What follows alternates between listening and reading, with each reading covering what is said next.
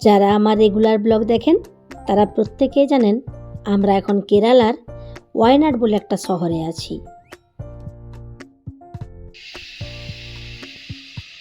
Good morning everyone, আমি কৃষ্ণা। আমার আরেকটি নতুন ব্লগে আপনাদের সকলকে স্বাগত। এই দেখুন, এই হোটেলের এই ব্যালকনি সাইডটাই মনে হয় পূর্ব দিক। আপনারা যারা কালকে আমার ব্লগ দেখেছেন তারা জানেন যে এই জায়গাটাতেই কাল রাত্রিবেলায় বাচ্চাদের নিয়ে একটা সুন্দর প্রোগ্রাম হয়েছিল। আর চারিদিকে কেমন ঝিঝি পোকা ডাকছে একবার শুনুন।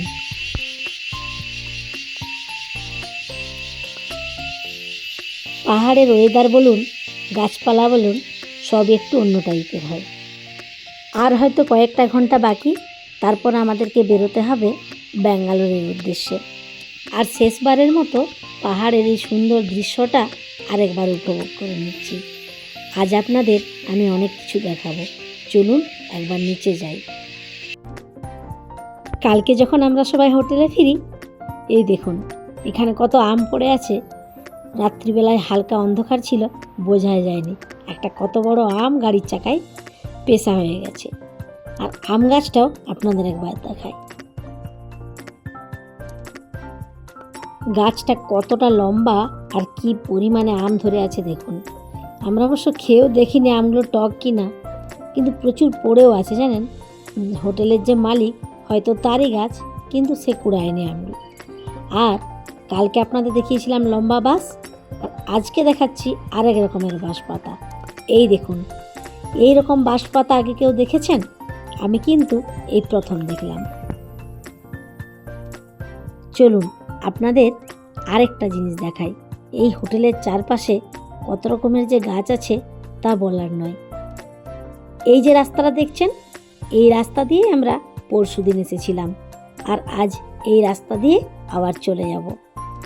এই দেখুন, এই একটি গাছ জামরুল এত পরিমাণে পড়ে আছে। সাইজগুলো খুবই ছোট, কিন্তু দেখতে কি কিউট দেখুন। আর গাছটাতেও প্রচুর পরিমাণে ধরে আছে।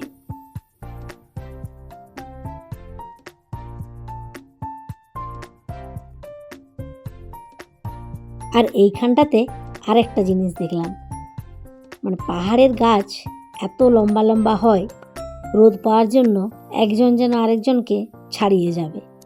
আমিও এই প্রথম দেখলাম এত লম্বা গাছে কাঁঠাল। এই দেখুন, কাঁঠাল গাছটাও কি পরিমাণে লম্বা, একটা আবার খারাপ হয়ে গেছে।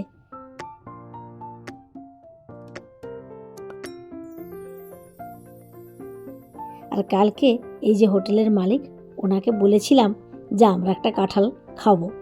তো এই দেখুন, সকালবেলায় উঠে দেখি উনি ঠিক এখানটায় রেডি করে রেখে দিয়েছেন। আজকে ব্রেকফাস্টে এটা খাওয়া হবে।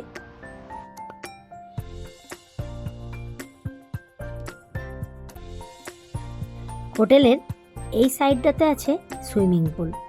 আর আরেকটা জিনিস আপনাদেরকে দেখাচ্ছি। এই দেখুন, এটা হচ্ছে জায়ফল আর জাবিত্রী হয় তারই গাছ।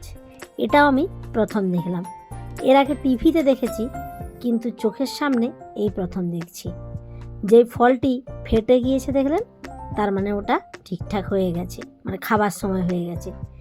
জায়ফল জাবিত্রী অনেকেই তো চিনেন, বিরিয়ানির মশলা আর অনেক মশলাতেই এটা কাজে লাগে। আর এই একটি গাছ দেখুন, বাসরলতা, নামটাও যেরকম সুন্দর, দেখতেও সেরকম সুন্দর।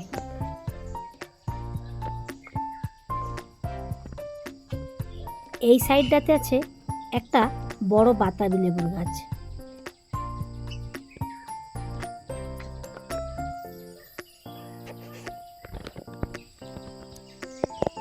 এই দেখুন, দু একটা লেবু আবার পেকেও আছে। আর এই হোটেলের এই একটা গাছ, আর তার পাশেই আর একটা গাছ, এটাও ওই জায়ফল জাবিত্রী। জায়ফল জাবিত্রী যে একটা গাছে হতো, কিছুদিন আগে আমি ইউটিউবে দেখেছিলাম, আর আজ দেখলাম সত্যিই তাই। এত বড় ফলটির মধ্যে আছে জাবিত্রী, আর তার ভেতরে থাকে জায়ফল। এই হোটেল মালিকের আবার দুটো পুকুরও আছে, দেখেছেন? আমরা যেখানটায় আছি ওখান থেকে অনেকটাই নিচু দুটো পুকুর। সব মিলিয়ে এরিয়াটা বেশ বড়। চলুন এখনও ব্যাগ প্যাকিং বাকি আছে, কিছুটা প্যাক করে নিই, তারপর ব্রেকফাস্ট সেরে নিয়ে বেরিয়ে পড়তে হবে। এখন আমি রুমে চলে এসেছি, আর চারিদিকটা কীরকম লণ্ডভণ্ড হয়ে আছে দেখুন। ব্যাগগুলো এখনও পুরোপুরি প্যাকিং হয়নি, আর সবাই এখনও ঘুমোচ্ছে। এই সুযোগেই ব্যাগগুলো গুছিয়ে নিই, কারণ অদ্রিতটা একবার উঠে গেলে আর রক্ষে নেই, তাকে নিয়ে ব্যস্ত থাকতে হয়। এই দেখুন, এইখানটাতে দুদিনের একটা ছোট্ট সংসার পেতেছিলাম। চলুন এবার এই ছোট্ট সংসারটাকে ব্যাগে ভরে নিই। এখন আমরা সবাই রেডি। এইদিকে অনুষ্কা খাচ্ছে দোল, আর এদিকে খাচ্ছে অদ্রিত। সবাই অপেক্ষা করছি ব্রেকফাস্টটা কখন আসবে। রেডি, ব্যাগগুলো নামাবো।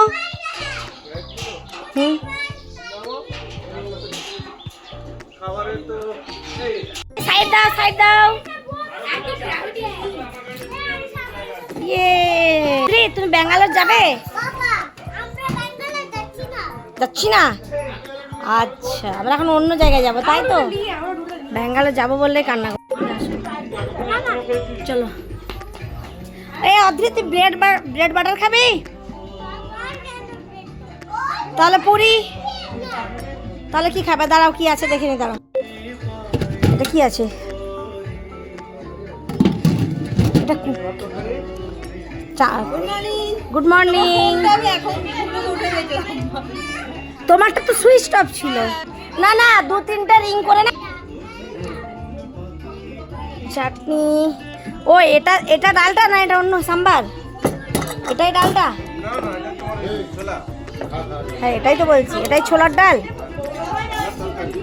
ছোলার তরকারি। বাহ, অনুষ্কার পছন্দ, অনুষ্কার খাবে।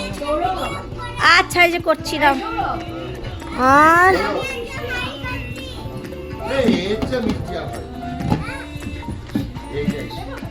এটাও পুরি আছে।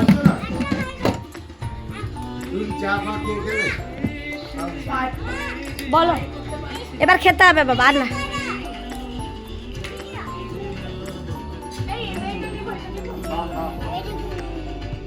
হ্যাঁ, ভেরি গুড মর্নিং। চলো। এই দুটো দিন হোটেলের ব্রেকফাস্টটা খুব ভালো ছিল। এখানে ডিম সেদ্ধ, আর একটু আগে দেখালাম যে কাঁঠাল পাকা, এই দেখুন সেটাও রেডি। আমার তো ভারী পছন্দের একটা জিনিস। এই যে মধুগুলি দেখছেন, এটি এই জঙ্গলের একদম খাঁটি মধু। প্রত্যেকটি বোতলে আছে 1 কেজি করে। আমরা সবাই বাড়ি নিয়ে যাব বলে হোটেল মালিককে বলেছিলাম, আর বেরোনোর আগে উনি রেডি করে রেখে দিয়েছেন। আস্তে আস্তে করে গাড়ির মধ্যে সব লাগেজগুলো ভরা চলছে।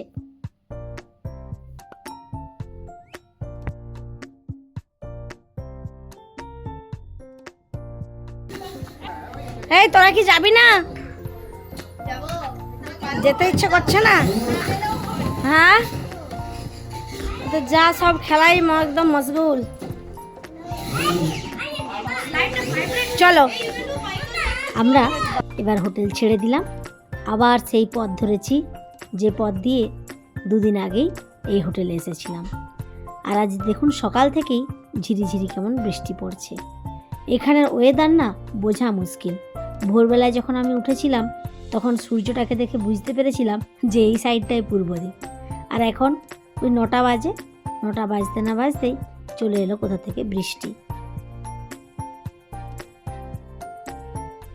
আজকে 3-4টে জায়গা দেখার প্ল্যান আছে। দেখা যাক, ওয়েদার যদি ঠিকঠাক থাকে তাহলে হয়তো দেখা হতেও পারে। এই দেখুন, যতই এগোচ্ছি রাস্তায় বৃষ্টিটা যেন আরও বেশি করে বাড়ছে। কি হবে জানি না। এই বর্ষাকালে ট্রিপ করাটা খুবই চাপের ব্যাপার। যে কোনো ট্রিপ না শীতকালে যেতে হয়, সেটা আজকে মনে হচ্ছে জানেন।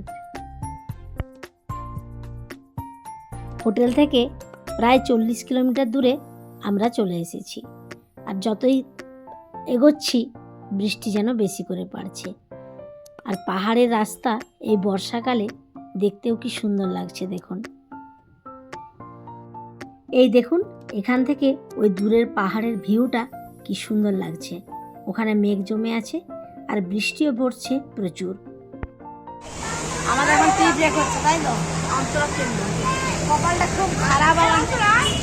আসো ভিডিও আসো, স্টিল নয় কিন্তু আমার ফোন ভালো নয়, ছবি ভালো আসে না। বলছি কপালটা খুব খারাপ, আজকে দেখার কিছু পাত্তা দিচ্ছে না। আজকে পাত্তা দিচ্ছিস? হ্যাঁ।